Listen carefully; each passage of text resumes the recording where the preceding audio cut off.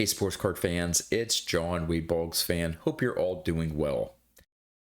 I think it's true that the majority of collectors out there operate on a small or limited budget, and we build our collections around the funds that we have available. There aren't too many out there, although there are some that have thousands of dollars that they can spend every month on sports cards. So, with the National coming up, there are going to be some amazing cards there for sale. And a lot of them are going to be well above my budget. But they're cards that I would love to have in my collection someday. So, I got to thinking, if you were given $1 million to fund your collection, how would that change the way you collect cards? Now, I'm not asking what cards you would buy with $1 million. So you can't go out and just blow $1 million on, say, 4 or 5 cards. I'm talking about $1 million over time to be able to fund your hobby and build your collection. Would additional funds such as that, would that change the cards that you buy, the way you collect, what you collect? Would you decide to go for cards in much higher grades? Would you start to collect cards outside of the time period that you're currently collecting? Would you start wanting to buy some pre-war cards? Or maybe if you're into pre-war cards, would you go into the regular vintage cards? Would you sell your current collection and start from scratch? Maybe that's a little bit of an extreme example. But curious, let me know in the comments. How would $1 million change the way you buy cards for your collection, how you collect what you collect?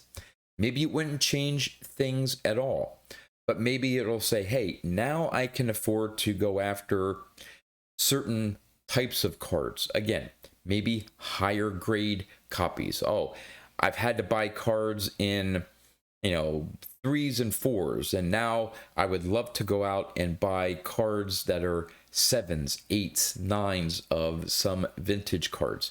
Would you, again, get into other areas? I know I would love at some point to get into pre-war cards. Well, that would give me the opportunity now to start looking at some pre-war cards, which in some cases are more expensive than the standard vintage time frame.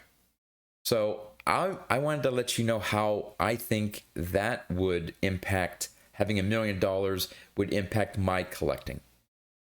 One, I don't think I would sell any of my cards. Now, I may decide to upgrade a few of my cards.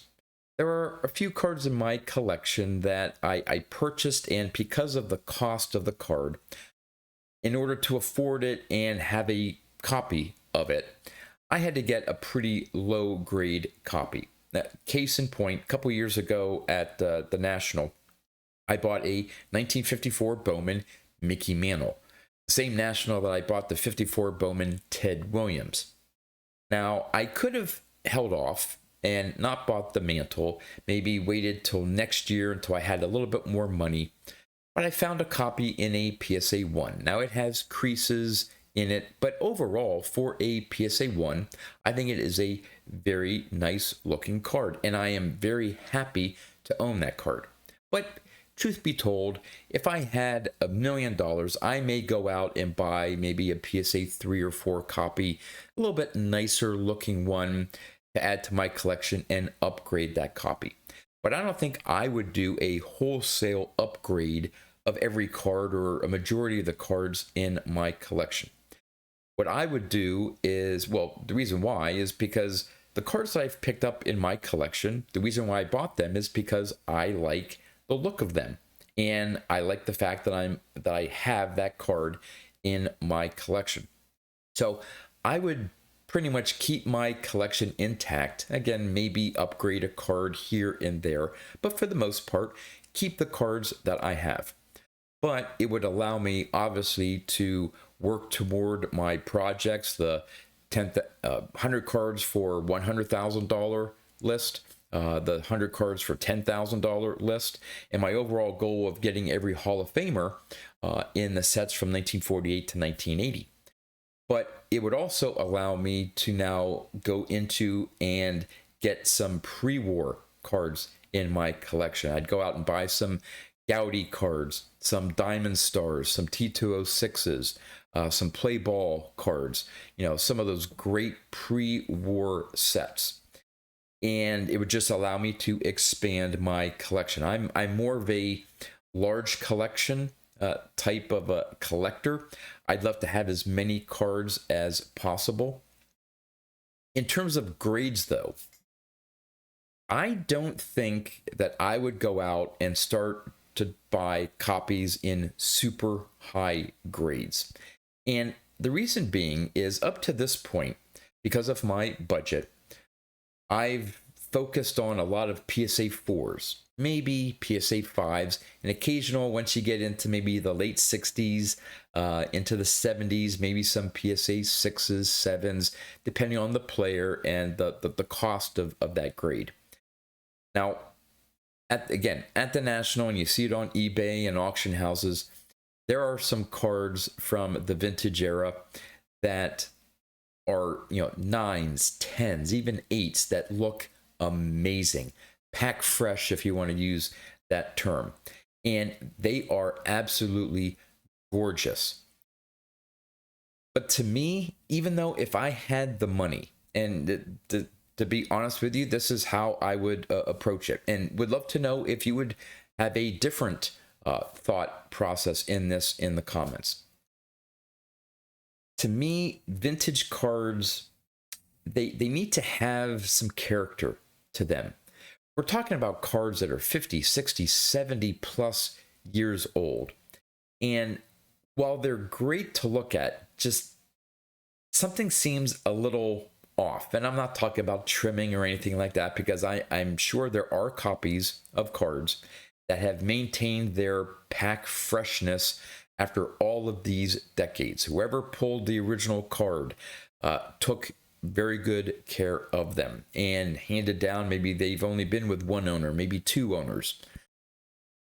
But to me, vintage cards need to have a little character to them, just little flaws, just the dinged corners, maybe a little bit of an issue with the surface. Maybe there are off center a little bit, even though I tend to go with well-centered cards. Maybe even a slight crease, again, depending on the card and the age of the card.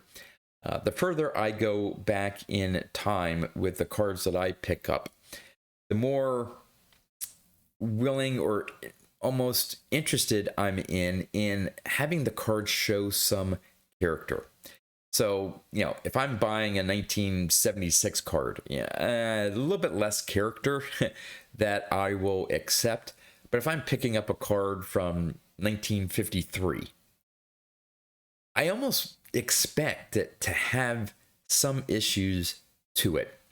That's the appeal to me of vintage cards. They don't look like brand new cards. So even if I had $1 million, I would definitely go out and buy cards that were more expensive that I currently could not afford. But I wouldn't go out and try to find the highest grade copy of those cards. I would honestly stick in that 4 or 5 grade range. And again, for some of the cards, I would even go down to 2s or 3s, because especially if I go into pre-war, you're not going to find really high grade copies. The majority of them are in those low grade ranges. So I would be just happy enough to own a card from that time period, even if it is a PSA 2. All right. But I don't know, it's one of those things with the National coming up. I am just really excited about it, just seeing all the cards there, even though I know I probably can't afford most of them or a lot of them. And I just, my mind starts wandering in different things. And man, if my situation was different and I had a lot more money to be able to put into cards, what would change? What would change for the way I collect? What cards I would pick up? What grades of those cards would I pick up? Would I, again, upgrade any of the cards I currently have in my collection? So I thought I would do this video and ask all of you. So would love to know your thoughts on this question. Again, if you were given $1 million over a time period that you are going to be collecting, that's going to be your pool of funds for the hobby over many years. What would you do with that $1 million? Again, if you want to, you can, let me know of a specific card or cards that you would definitely want to pick up. But in general, how would that change the way you collect cards and build your collection? So with that, that's all I have for you. So until next time, thanks for watching.